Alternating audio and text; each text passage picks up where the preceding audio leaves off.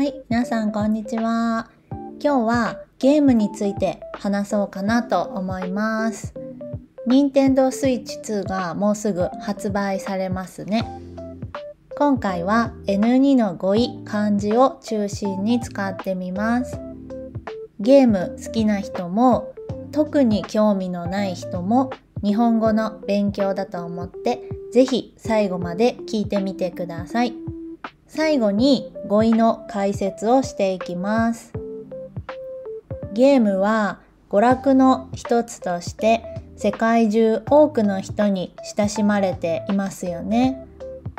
この日は友達とゲームをしていました。協力して謎を解いていくゲームです。謎解きゲームって皆さんやったことありますか？私は謎解きゲーム結構好きで、解けた時が快感ですごいスッキリして楽しいなと思います。実は私は小さい頃からゲームが好きで、ここ数年は仕事を優先にそんなにゲームはやらないようにしています。ちなみに私が一番最初にやってたゲームはピコというペンでタッチするゲームで、調べたら1993年に発売したそうです。さすがにピコを知ってる人はいないですよね。ドラえもんとかコニーちゃんのゲームをやってました。その次はゲームボーイももちろんやっていたし、クリスマスのプレゼントは毎回マリオのゲームでした。今でも平成のゲームの話をするのが楽しくて、よく同年代の友達と喋っています。この日も、同年代の子と一緒に遊んでたんですけど、平成のゲームの話とかよく話してます。日本の有名なゲームはいくつかありますよね。マリオとかポケモンとか動物の森などありますね。ゲームは子供だけでなく大人にも影響を与えていて、感情とか価値観を育てると私は思ってます。私は動物の森もポケモンも小学生から中学生の頃までずっとやってたんですけど、今はあえてやらないようにしています。今はたまに家族とスイッチをやったり、スマホで MOBA ゲームをやったり、パソコンでたまに買ったゲームをやっています。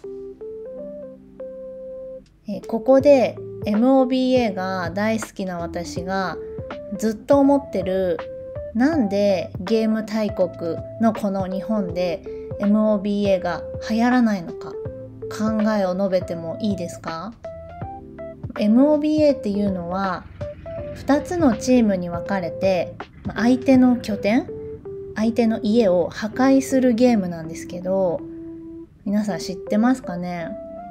世界的にもずっと人気で、東アジアでも日本以外では大人気だと思ってます。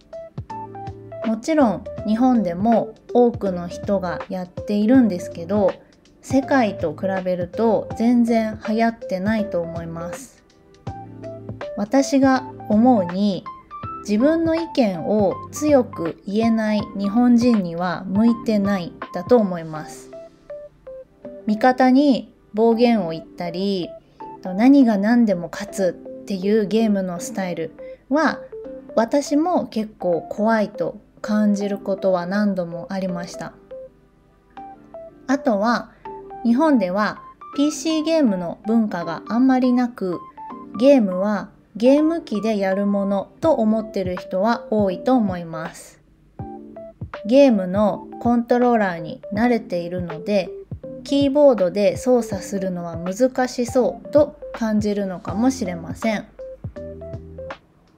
私も最初は海外版の MOBA のゲームを、パソコンに入れて遊んでて、ゲーム中によく使う英語のフレーズは覚えちゃいました。でもゲームには問題点もあると言われていますね。ゲーム依存症なんかはそんなに問題ではないと思うんですけど、最近だとオンラインゲーム上で親しくなった人と会ってトラブルに巻き込まれたり、深刻な社会問題にもなっていると思います。ゲームに肯定的な意見を持つ人もいれば、否定的な人もいます。実際、ある調査によると、日本の高校生の約 60% が親にゲームを制限されたことがあると答えているそうです。一方で、ゲームによってストレスを解消したり、友達との関係を深めたりできるという意見もあります。オンラインゲームでは世界中の人と交流することもでき、それが新しい人間関係を生むこともあります。ゲームには利点と欠点の両方があります。ゲームによる教育もあるし、記憶力や判断力を高めるゲームもあります。うまく使えばとても有益な道具になって教材になることもありますが、使い方を間違えると健康や生活習慣に支障をきたすこともあります。大切なのはバランスです。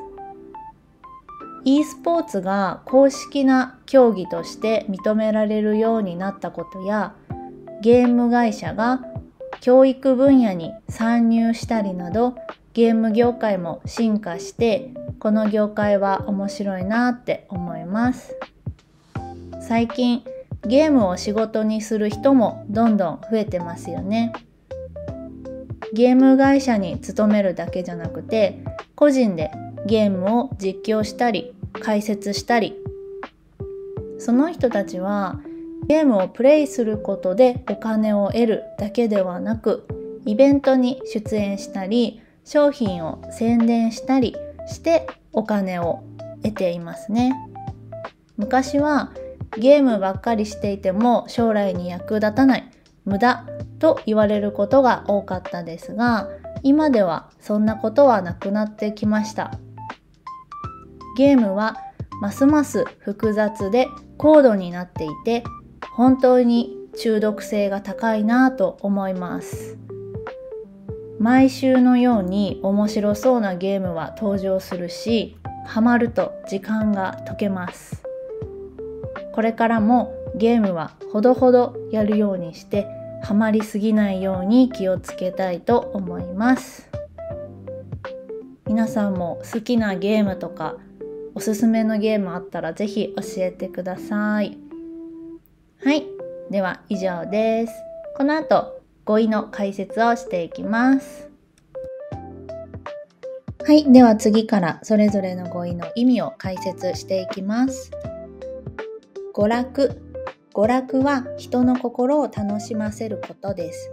漫画とか映画とかテーマパークとかがあります。親しむ。親しむは何度も接して身近に感じる。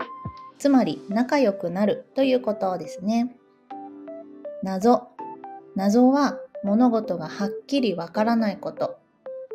よくわからないことを謎っていうふうに言います。すっきり。すっきりは気持ちよくさっぱりしている気分のことです。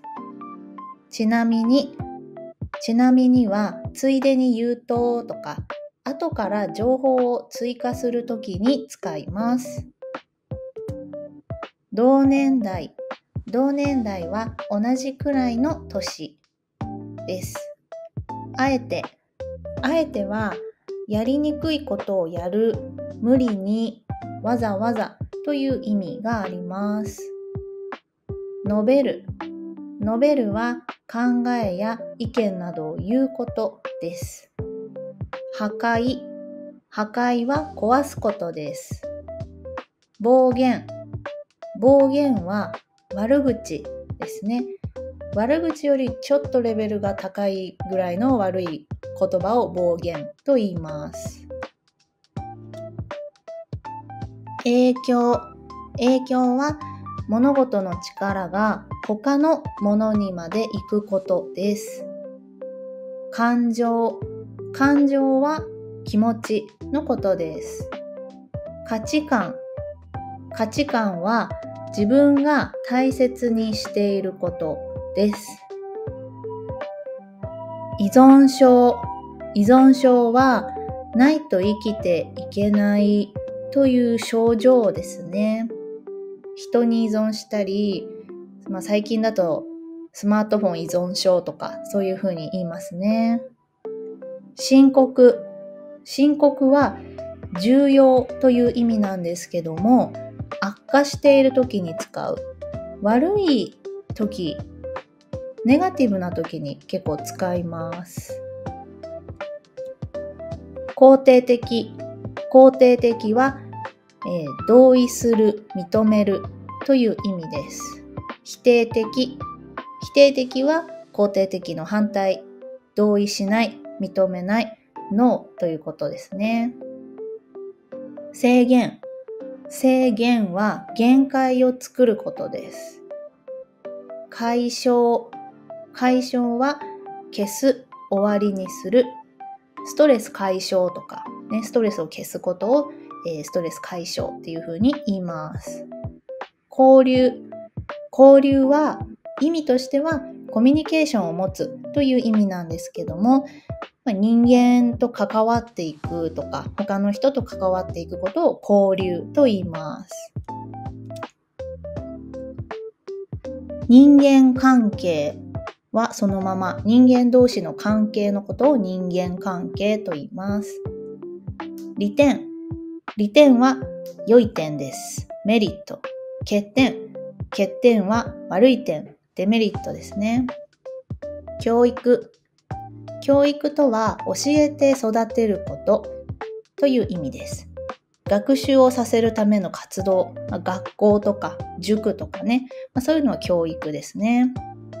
記憶力は覚えている力、覚えている能力のことを記憶力と言います。判断力は判断する力、決める力です。教材は教えるときに使う資料のことです。教科書とか教材ですね。有益は利益があることです。生活習慣は食事、睡眠など毎日やることの習慣、ルーティンのことです。支障は何かを進める上での障害のことです。支障をきたすというふうに使います。よく使います。バランスは日本語だと調和とか均衡という意味ですね。英語のバランスの方が意味はわかりますね。公式は企業や団体などが正式に認めること。さっきの動画だと e スポーツが公式なスポーツ、公式なゲームって言ったかな。その国とか企業に認められたっていうことですね。参入は入ってくることです。L は手に入れるという意味です。宣伝は PR という意味です。役立つはためになる、便利という意味です。無駄は役に立たない、何の効果もないという意味です。複雑は込み入って簡単にできないこと。というイメージですね。高度は程度が高いことです。中毒は体内に有害な物質が入り健康に影響を与える。実際の毒を体内にね入っちゃうことも中毒とも言いますけども、今回はゲーム中毒、ゲームがね毒って考えてる人もいるし、やりすぎると、健康に影響を与えるのでね、毒というふうに言ってますけども、結構ね、悪い意味でもちろん使います。登場は出てくることです。溶けるは暑さなどでなくなること。アイスが溶けるとか氷が溶けるとか、そういうふうによく使います。はい、以上お疲れ様でした。 N2 の語彙漢字の勉強になりましたでしょうか。また、JLPT の動画出していきたいと思うのでよろしくお願いします。最後まで見てくれてありがとうございました。